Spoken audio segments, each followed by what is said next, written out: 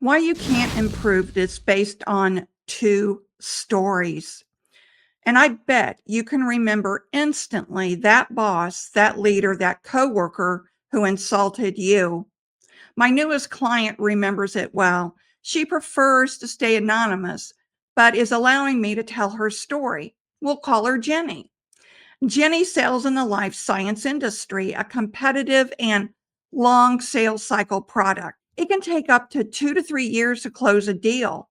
Now, she's done well until January of this year when a new boss walks in. The boss manages by his words, tough love. Suddenly, Jenny was faced with daily criticism to the point she wondered how she ever managed to build $1 billion book of business. You heard that right, $1 billion. Her average sale can be close to 100 million. The new boss was pushing to shorten the sales cycle. Jenny spiraled all through 2025 and reached out for a sales lifeline coaching session last week. She has confidence in her selling ability, but she is well aware she needed help to readjust her mindset if she was going to survive 2026 with this new boss. We'll get back to Jenny. Monday, a sales leader called to discuss his team. Here's the thing, and I really want you to hear this. Guilt is a leadership killer. So Jenny came to me because of a boss who believed in tough love management, and now this new sales leader comes to me. We'll call him Bob.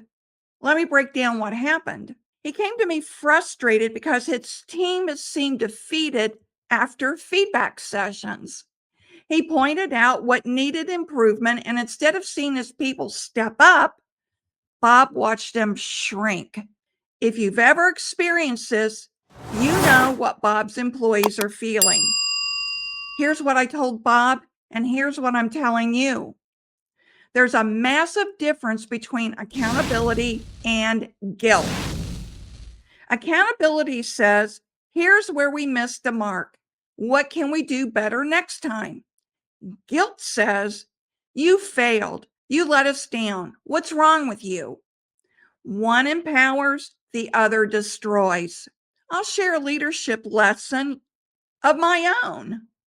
Years ago, the general manager of an insurance company I worked for decided that he was going to go on sales calls with all the sales reps. Well, he went with me, and during one sales call, I excused myself so I could go to the restroom. After that sales call, he berated me for excusing myself and had the audacity to go to the bathroom.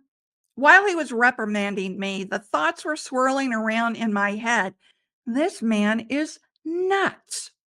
Every sales call during that day became another opportunity for him to find something to criticize, even the smallest thing. He wasn't building my confidence at all. He was trying to trigger shame, fear, and guilt in order to control me. I honestly considered the fact that he also was trying to get me to quit. That's not leadership. That's leadership failure. Now, if you're the salesperson and you're watching this, here's how you handle criticism without letting it wreck your mindset, because you know it can. You have to learn to master yourself. This is exactly what I shared with Jenny in our first coaching session. Number one, separate facts from feelings. Your manager says your close rate is down 15%. That's a fact. That's data. It doesn't mean you're a bad salesperson or that you'll never hit quota again. Process the number, not the narrative your brain creates. Number two, ask for specifics, not speeches. When you get vague criticism like, you need to be better than this, stop them. Say, can you give me one specific example from this week? What exactly should I do differently on the next call? Turn emotion into action items. Number 3, control your immediate response. Did you lose a deal? Did you miss quota? Did you get tough feedback? Give yourself 30 minutes before you react. Don't send that emotional text. Don't start job hunting. Don't call your work beastie to complain. Breathe, process, then respond. Number 4, use the 24-hour bounce back rule. Give yourself 24 hours to feel bad about a blown opportunity. That's it. After that, you're in solution mode. What's the next lesson? What's the next adjustment? Who's the next prospect? Sales resilience is a skill you build, not something you're born with. Now let's pivot back to Bob. Here's the framework I taught Bob. Number 1, separate the person from the performance.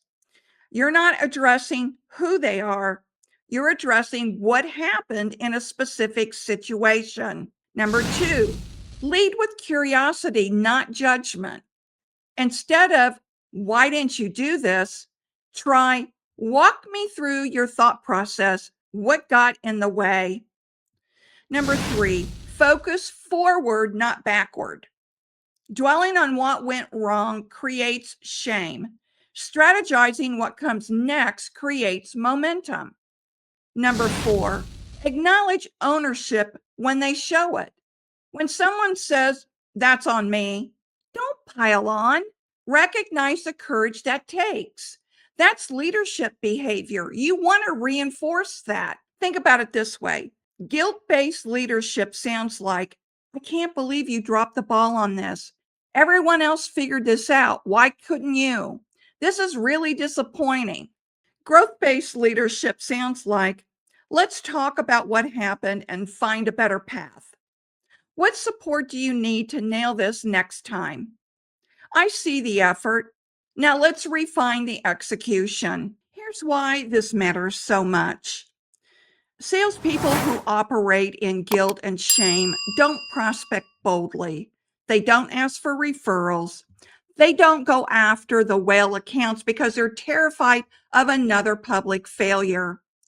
You get a team that plays it safe, cherry picks easy deals, avoids difficulty, and avoids difficult conversations, and slowly becomes mediocre.